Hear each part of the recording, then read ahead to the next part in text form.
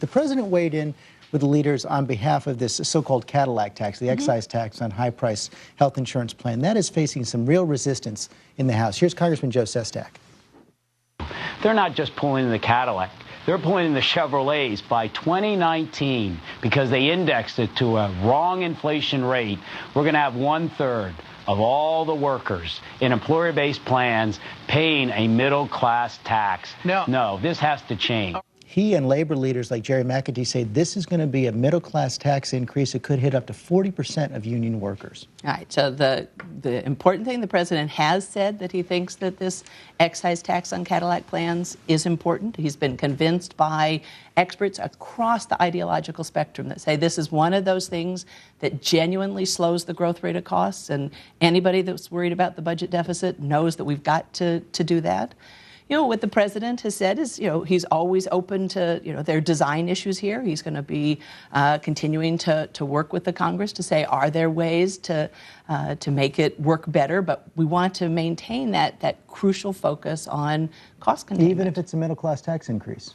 I think that the numbers that you were hearing, that the levels where this is being set, I think the current number is something like $23,000 for a plan, a family plan.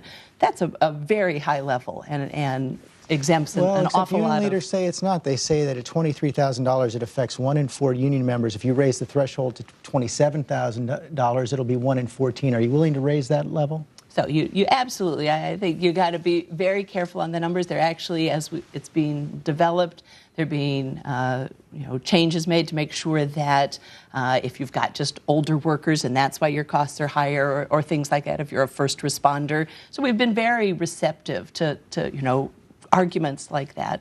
And also sort of the level at which you set. I think the important thing is the incentives that it provides to genuinely slow the growth rate of costs. If this thing works just right, nobody hits it, right? Precisely because it slows the growth rate of costs. Well, that's because insurance plans might be dropped as well. But still, even with this in there, the Senate bill, your own chief actuary of Medicare and Medicaid says that this is going to increase health care costs by $222 billion over the next 10 years. All right, so you need to be very careful. There are lots of estimates out there. I think, the Congressional Budget Office... But that's your own actuary. The actuary is independent, right? And the Congressional Budget Office is a nonpartisan, highly respected organization as well. They have said that the Senate bill, as it came out, would genuinely reduce the deficit over the 10-year window, and even more important, said that it would slow the growth rate of costs, so that that deficit reduction was going to be growing over time.